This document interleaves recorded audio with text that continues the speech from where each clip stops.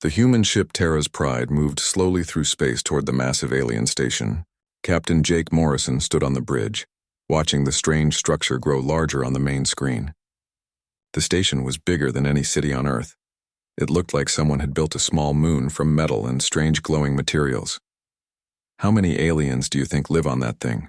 asked Lieutenant Danny Walsh, the young communications officer. His voice showed he was nervous. "Millions, probably," Jake replied. He tried to sound calm, but inside he felt the same fear.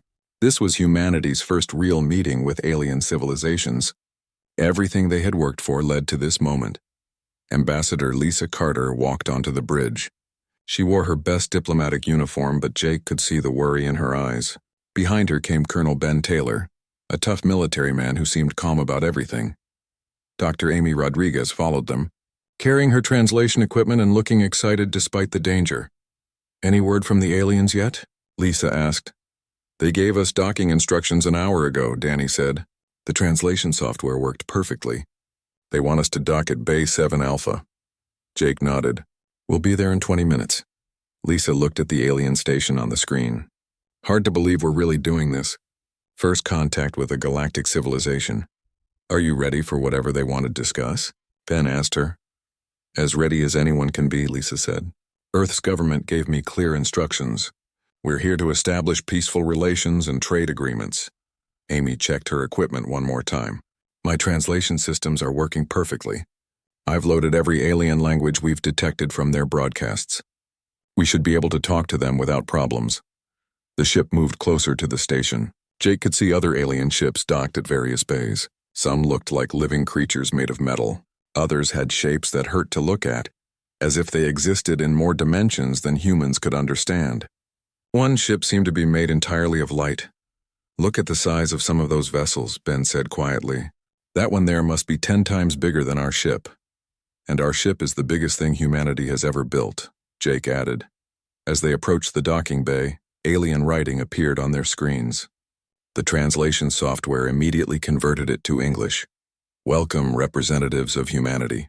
Please follow standard docking procedures. You will be met by Counselor Vextar of the Hegemony." Amy frowned at her readings. "The energy signatures from this station are incredible. They're using power sources we can't even identify. And the materials. Some of these metals don't exist in our periodic table. Just remember," Lisa said to everyone, "we're representing all of humanity today. Whatever they want to discuss, we stay calm and professional." The docking process went smoothly. Alien technology guided their ship into the bay with perfect precision. Through the windows, they could see the bay was enormous. Hundreds of human ships could have fit inside it easily. A soft chime indicated they had successfully docked. Jake checked all the ship's systems one more time. "Everything's secure. The air outside tests safe for humans." The main airlock opened, and the first thing that hit them was the scale of everything. The corridors beyond were built for beings much larger than humans. The ceiling disappeared into darkness above them.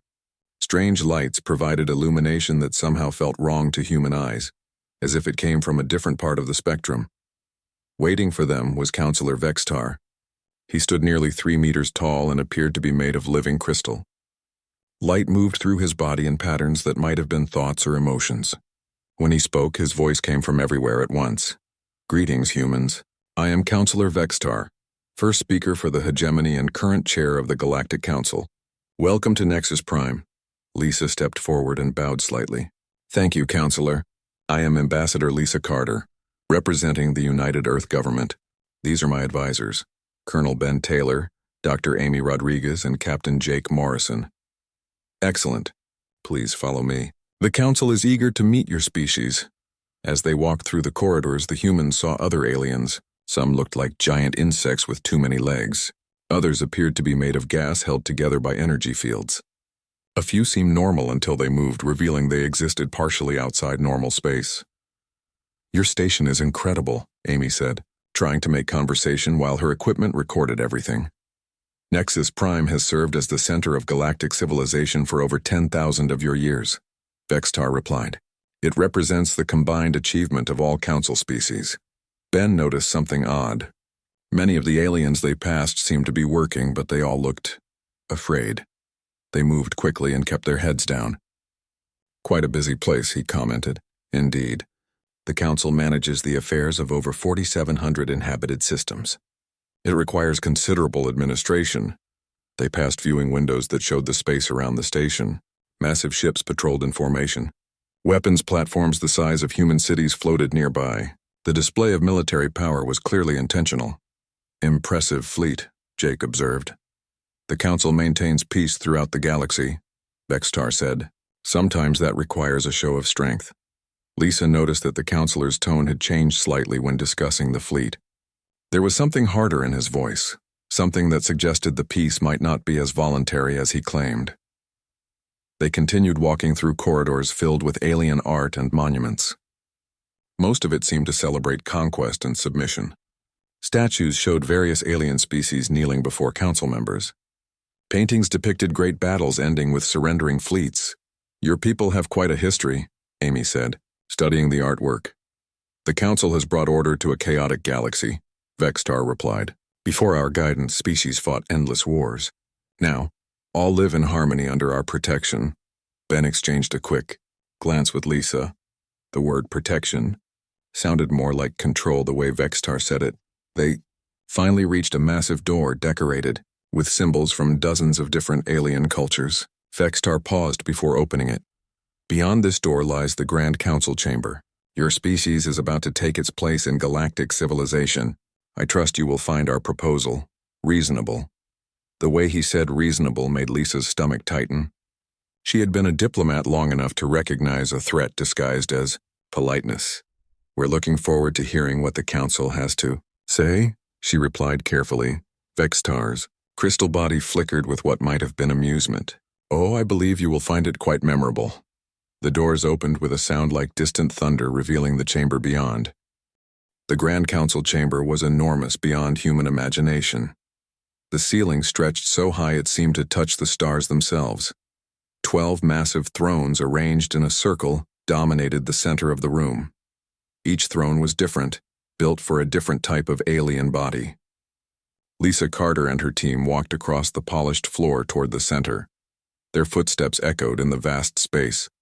Around them, galleries filled with hundreds of different alien species watched their every move. Some creatures had eyes, others had different ways of seeing. All of them focused on the small group of humans. The 12 council members sat on their thrones like ancient gods.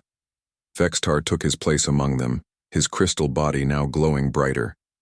To his right sat a being that looked like living shadow with burning red eyes.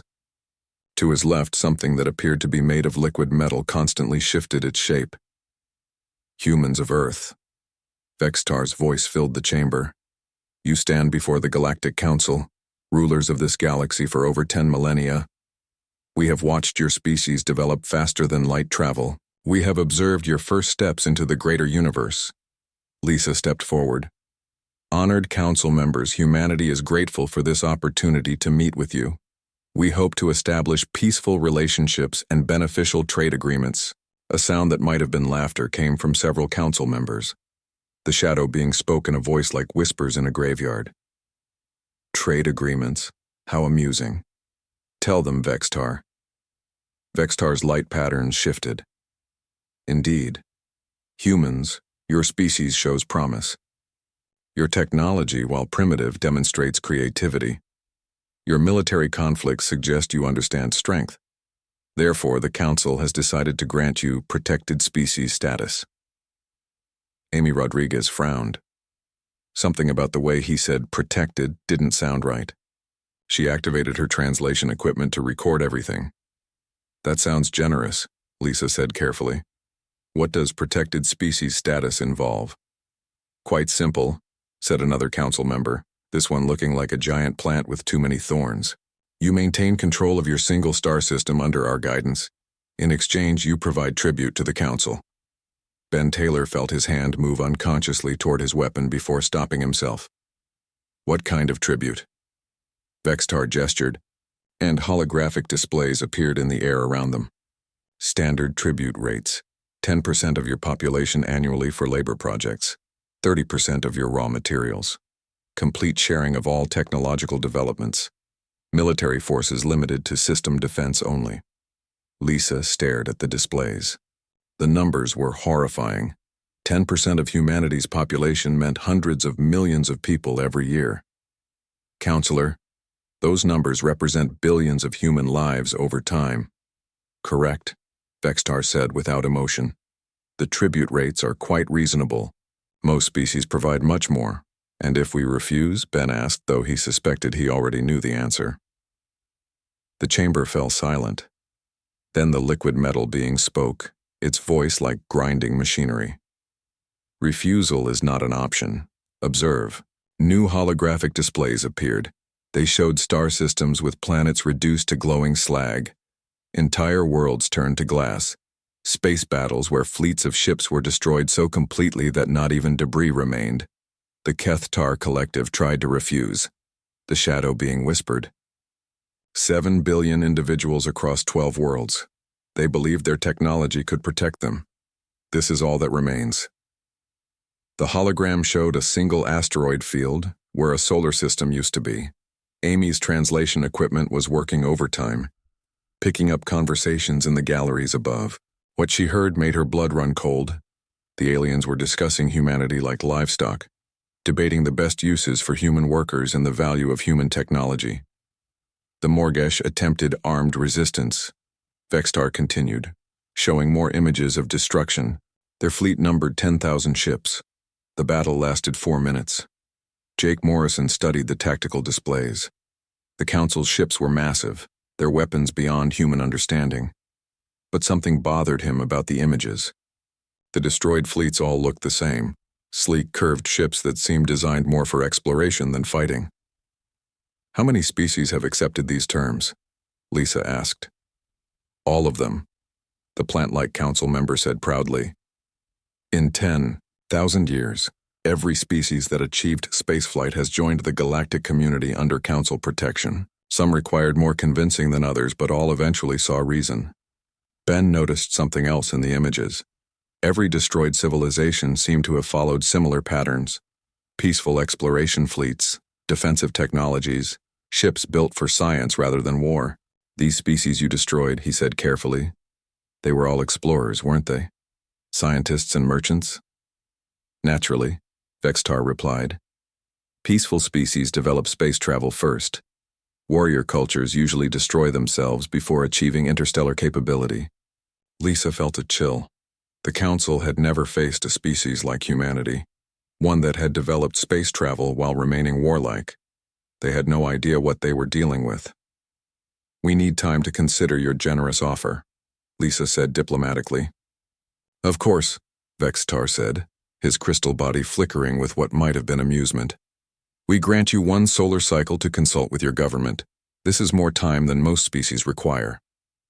Amy continued monitoring alien communications. The conversations in the galleries were growing more excited. Several species were already discussing the distribution of human labor and resources. Some were making bets on how quickly humanity would submit. During your consideration period, the shadow being added, you may remain aboard your ship or explore our station. You will find examples of how other protected species have thrived under Council guidance. As they were escorted from the chamber, Ben caught Lisa's arm gently. Did you hear what they said about warrior cultures? I heard, Lisa replied quietly. They think we're explorers and scientists. They have no idea, Jake added under his breath. Amy looked at her equipment. The energy readings from their weapons are incredible, but I noticed something.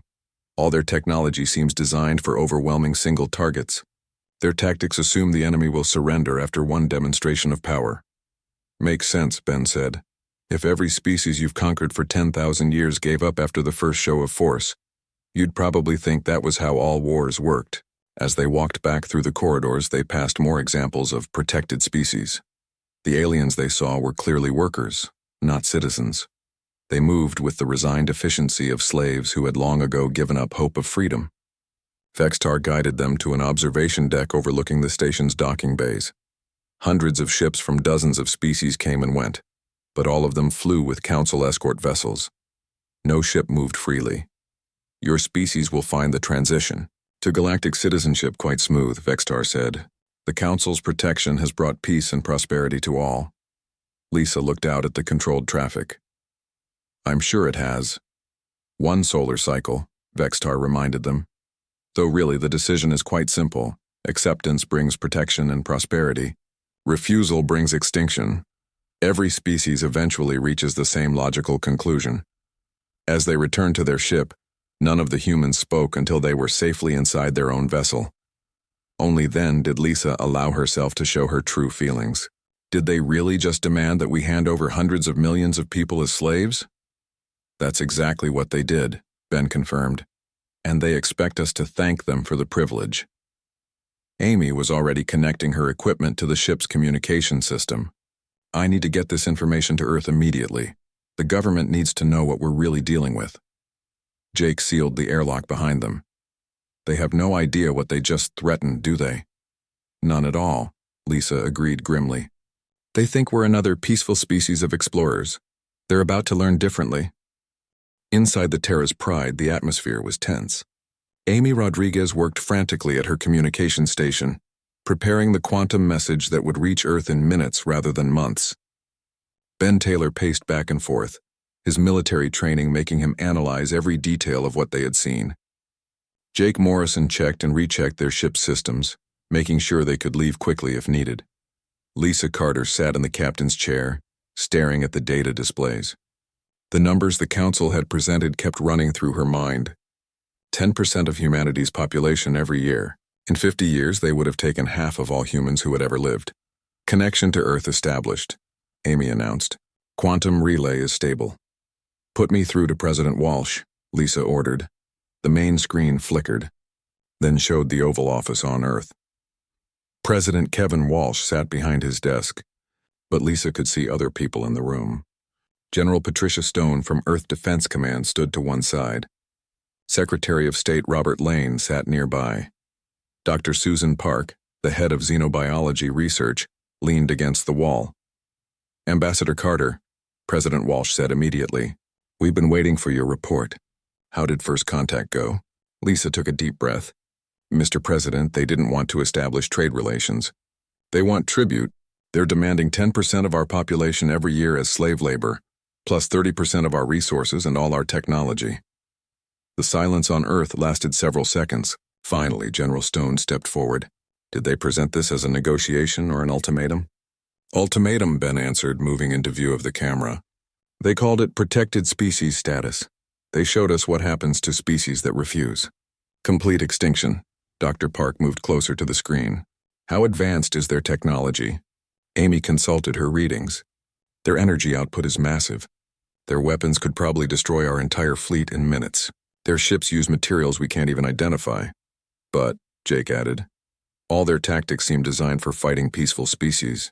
Every enemy they showed us surrendering had exploration fleets, not military ones."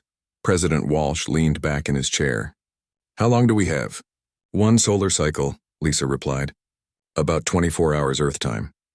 General Stone spoke quietly to someone off-screen, then turned back to the camera. "Ambassador, we need you to learn everything possible about their defenses and capabilities." "Can you do that safely?" "They offered to let us tour the station," Ben said. "They want us to see how well their protected species live under council rule." "Do it," the president ordered. "General Stone, how long until Project Defiance is ready?" 6 hours for the first wave, Mr. President. 18 hours for full deployment." Lisa felt a chill. Project Defiance was so classified she had never heard of it.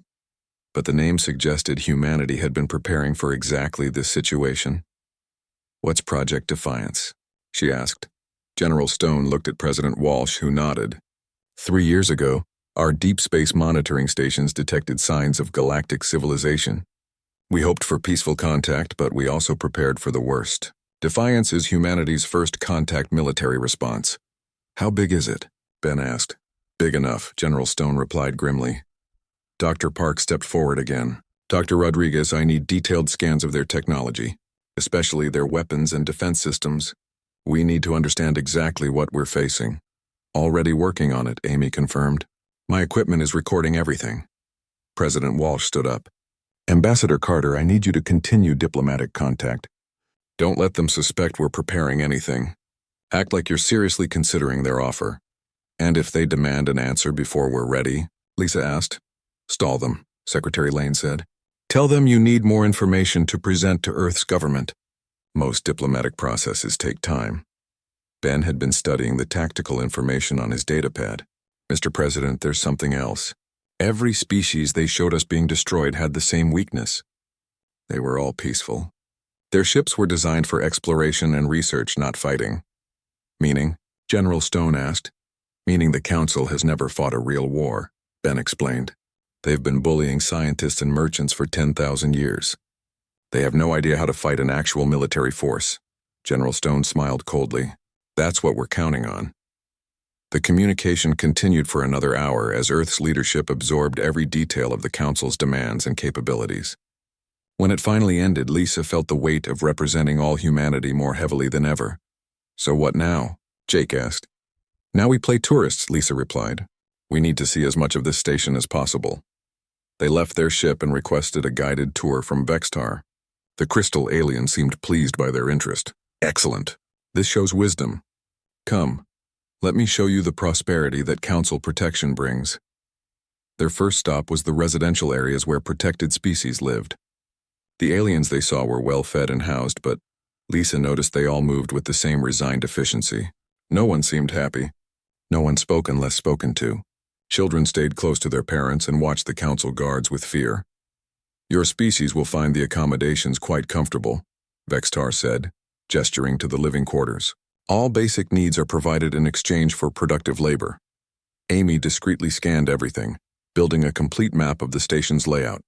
Ben memorized guard positions and patrol patterns. Jake studied the power distribution systems visible through access panels.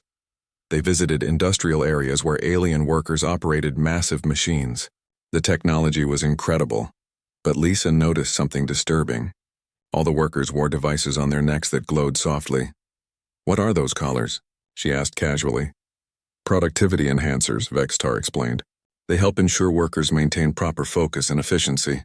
Very humane. Ben recognized them immediately as control devices. The workers weren't just slaves. They were mind-controlled slaves. Their tour continued to the military sections.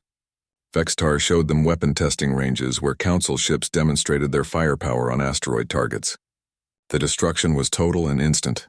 Impressive, Jake commented, while memorizing every detail of the weapon's energy signatures. The Council maintains the galaxy's largest fleet, Vextar said proudly. Over 50,000 capital ships, each capable of destroying entire planets. Amy's equipment detected something interesting.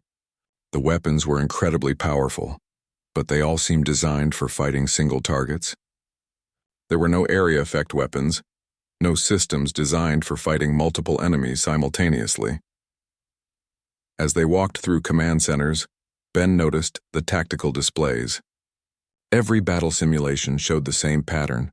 Overwhelming force applied to a single target until it surrendered.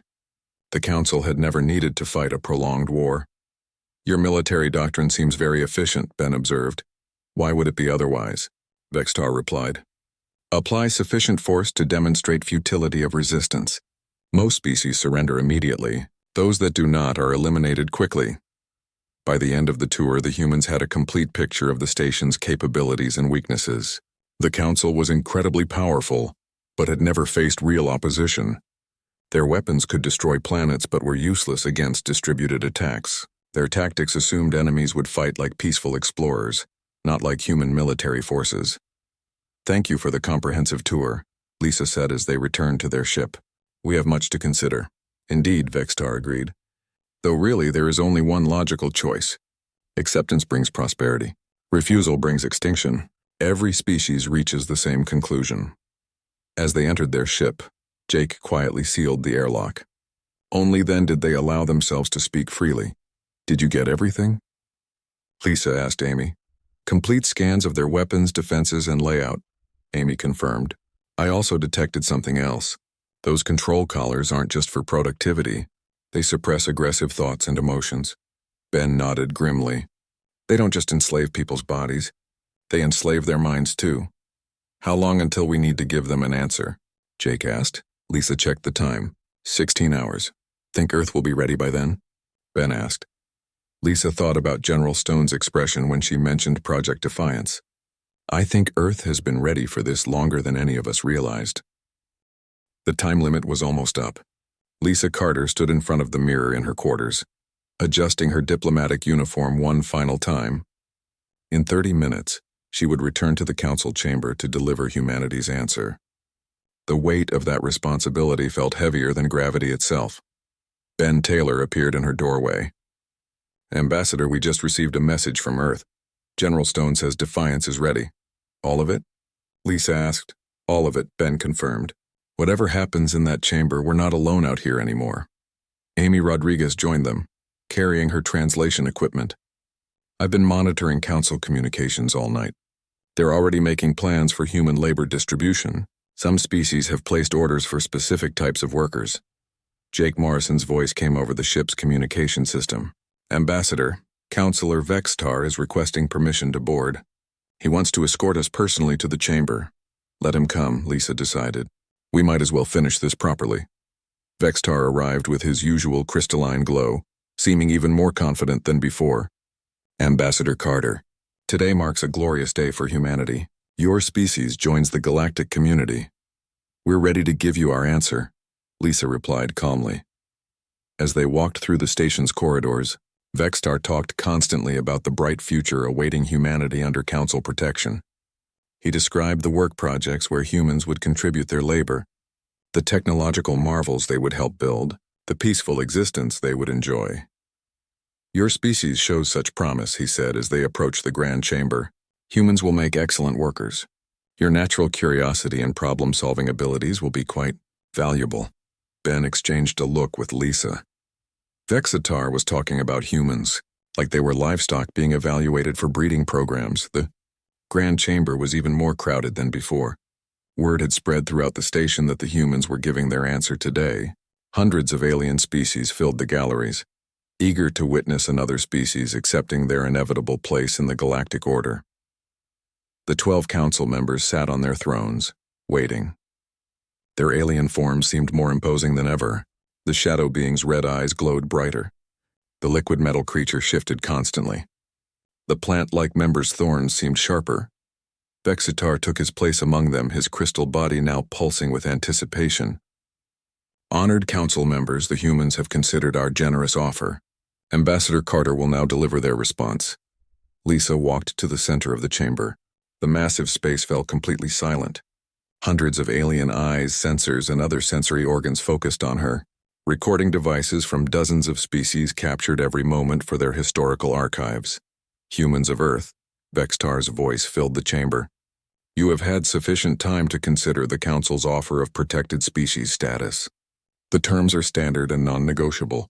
10% of your population annually for labor projects, 30% of your resources for Council use, complete technological sharing.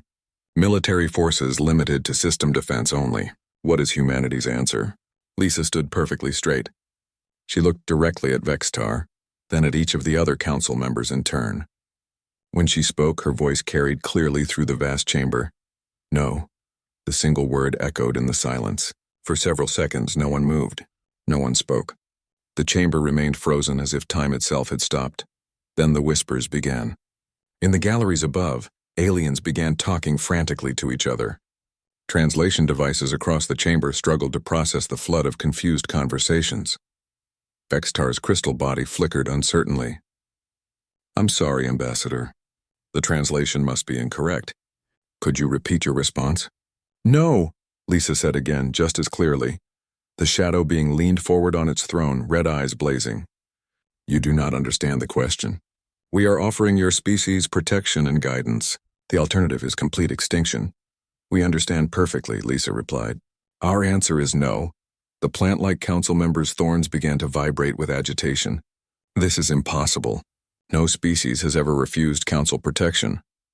"Then this is a historic day," Ben said, stepping up beside Lisa. "Because humanity refuses." The liquid metal being spoke, its voice like grinding gears. "Perhaps they do not truly comprehend the consequences. Show them the records again." The holographic displays activated, showing the destroyed worlds and extinct civilizations, the glowing slag that had once been inhabited planets, the empty space where entire star systems used to exist. "This is what happens to species that refuse council protection," Vextar said, his voice now carrying a threat. Your single world would not last 1 hour against our fleet. Amy stepped forward. We've seen your records. We understand what you're capable of. Then you understand the futility of resistance, the shadow being hissed. We understand that you're bullies, Jake said simply, and we don't negotiate with bullies. The chamber erupted. Aliens in the galleries shouted in dozens of languages. Council members activated communication devices, calling for their fleets. The sound grew so loud that Vextar had to use some kind of amplification system to be heard. Silence. His voice boomed through the chamber. When quiet returned, his crystal body was glowing white-hot with anger. Humans, you will reconsider immediately. No species has ever survived refusal of council protection. That's because every species you've encountered before were explorers and scientists. Lisa said calmly. You've never met a warrior culture before. Warrior culture? Vextar actually laughed, a sound like breaking glass.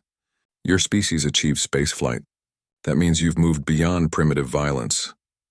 Actually, Ben said with a cold smile, we achieved spaceflight because of our violence. We built rockets to carry weapons between continents. We developed orbital technology to spy on our enemies. We learned to live in space because we wanted the ultimate high ground for our wars. The council members exchanged uncertain looks. This was not following any pattern they had seen before. Impossible, the plant being said. Warrior cultures destroy themselves before achieving interstellar capability. Most do, Amy agreed. We nearly did too, several times. But we survived our own violence and turned it outward. Vextar began the process of activating the station's weapon systems. Your defiance ends now. Observe the power of the Council in despair. Warning lights began flashing throughout the chamber. Weapon platforms around the station powered up. The massive fleet that surrounded Nexus Prime began moving into attack formation. Last chance, humans. The shadow being whispered. Submit now or face extinction. Lisa looked at her team, then back at the Council. When she spoke, her voice was steady and calm. Let me be absolutely clear. Humanity rejects your demands. We will not provide tribute. We will not accept your protection. We will not submit to your authority. If you want to fight us, then fight us. But you will never own us. The chamber fell silent again. For the first time in 10,000 years, the Galactic Council faced a species that chose extinction over submission. Vextar's crystal body blazed with fury. So be it, signal the fleet. Humanity ends today. Just as the Council's fleet began to move toward Earth's location, alarms suddenly began sounding throughout the station. Emergency lights flashed red. Council members activated their personal communication devices frantically. What is happening? Vextar demanded. A technician rushed into the chamber and whispered something to the liquid metal council member. Its form began shifting rapidly, a sign of extreme agitation. Impossible, it said. Long-range sensors detect ships approaching the station. Human ships. Hundreds of them. The main display activated, showing the space around Nexus Prime. Emerging from hyperspace in perfect formation came the largest human fleet ever assembled. Ships of every class and configuration, all bearing the insignia of Earth Defense Command. That's impossible, Vextar said, his voice losing its confidence for the first time. Your species has only one ship capable of interstellar travel. Ben smiled coldly. That you know of. Lisa looked directly at Vextar. Did you really think we would send our only ship to meet unknown aliens without backup? The human fleet emerged from hyperspace like a swarm of angry hornets. The ships were nothing like what the Council had expected. Where alien vessels were smooth and elegant, these were angular and aggressive. Where Council ships prioritized efficiency, human designs showed redundancy and raw power. Battle scars marked their hulls and weapon ports covered every surface. Vextar stared at the tactical displays in disbelief. This is impossible. Our intelligence indicated your species had achieved interstellar flight only recently. Your intelligence was wrong, Ben replied calmly. We've been building this fleet for 3 years, ever since our deep space monitors detected your civilization. The lead human ship, a massive battle cruiser, opened communication channels. Admiral Patricia Stone's face appeared on screens throughout the Council chamber. She wore the uniform of Earth Defense Command, and her expression was coldly professional. This is Admiral Stone, commanding the first contact fleet of the United Earth Defense Force. Council members, you are ordered to release our diplomatic team immediately, the shadow being hissed with fury. How dare you make demands of the Council? Your primitive fleet cannot match our power. Test that theory if you want, Admiral Stone replied. But first, let me introduce you to some concepts your council has never encountered. My ships are not exploration vessels. They are not science ships. They are weapons of war, built by a species that has spent its entire existence fighting itself. Amy Rodriguez activated her translation equipment's broadcast function. For the first time, the aliens in the chamber could feel human emotions directly. The mixture of determination, defiance, and barely controlled violence that flowed from the human fleet shocked every alien present. Impossible, the plant-like council member whispered. No species capable of interstellar travel retains such aggressive instincts. Then you've never met humans, Jake said with grim satisfaction. Admiral Stone continued her broadcast. Our ships have names that mean nothing to you but everything to us. The Constitution, named for the document that guarantees our freedom. The Defiance, honoring those who resist tyranny. The Retribution, for those who threaten our families. The Yorktown, Stalingrad, Midway, names of battles where free people defeated those who would enslave them. Vextar attempted to regain control of the situation. Your ships may be numerous, but our technology is superior. Our weapons can destroy planets, so can ours, Admiral Stone replied matter-of-factly. The difference is your weapons are designed to intimidate peaceful species into surrender. Our weapons are designed to kill other weapons before they can kill us. The Liquid Metal Council member accessed the station's sensors for detailed scans of the human fleet. What it found clearly disturbed it. Their ships. They're not configured for any recognized battle doctrine, multiple weapon systems, excessive armor, redundant critical systems. That's because our battle doctrine is different from yours, Lisa explained.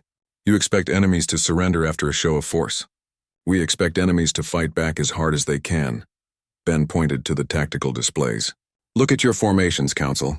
Perfect spacing, maximum firepower concentration designed to destroy single targets efficiently. But what happens when your enemy doesn't cooperate?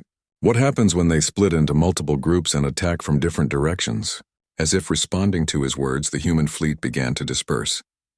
Instead of maintaining the tight formations typical of Council navies, the human ships spread out across a vast area of space. Some took positions behind asteroids. Others used the station's own structure as cover. A few disappeared entirely using stealth systems the Council didn't know existed. Impossible, Vextar said, but his voice now carried uncertainty. No species fights this way. No species you've conquered fought this way, Amy corrected. The explorers and scientists you've been bullying for 10,000 years never learned how to wage war. We never learned how to do anything else. Admiral Stone's image appeared on every screen in the chamber. Council members, you have 30 seconds to release our diplomatic team and begin withdrawing your fleet. If you refuse, we will demonstrate the difference between Council military doctrine and human military doctrine. The Shadow being attempted to rally the Council. This is absurd. We outnumber them 10-1. Our ships are larger and more powerful. Size isn't everything, Ben observed. And sometimes numbers work against you. The Council's fleet, following standard doctrine, began concentrating their forces for maximum firepower. It was exactly what human strategists had hoped they would do. 20 seconds, Admiral Stone announced. Vextar activated the station's communication systems, calling for reinforcements from across the galaxy. All Council fleets converge on Nexus Prime immediately. We face an unprecedented threat. 10 seconds, Admiral Stone said. Dr. Rodriguez stepped forward. Council members, you've ruled through fear for 10,000 years. You've never faced a species that simply isn't afraid of you. We know you can destroy our home world, but we can destroy yours too. The question is, how many of your worlds are you willing to lose? 5 seconds, Vextar made a desperate decision. Open fire. Destroy them all. The Council fleet opened fire with weapons capable of shattering planets. Energy beams that could melt continents lanced out toward human ships. For a moment, it seemed the superior alien technology would end the confrontation quickly. Then, the human fleet demonstrated why Earth had spent 3 years preparing for this moment. The human ships didn't try to absorb the massive energy blasts. Instead, they simply weren't there when the beams arrived. Precise timing and superior maneuverability allowed them to avoid most attacks entirely. The few hits they took were absorbed by armor designed specifically to withstand energy weapons. Meanwhile, human return fire was completely different from anything the Council had ever seen. Instead of massive energy beams designed to destroy planets, human weapons fired thousands of smaller projectiles designed to disable ships. Kinetic penetrators punched through alien hulls. Electromagnetic pulse weapons shut down alien systems. Swarm missiles overwhelmed alien point defenses. How are they doing this? The plant being asked in panic. Simple, Ben explained as explosions lit up the space around the station. Your weapons are designed to fight targets that stand still and fight fair. Our weapons are designed to fight targets that move fast and fight dirty. The battle lasted exactly 4 minutes, the same length of time the Council claimed it took to destroy the Morgish fleet. But this time, it was Council ships that were being systematically dismantled.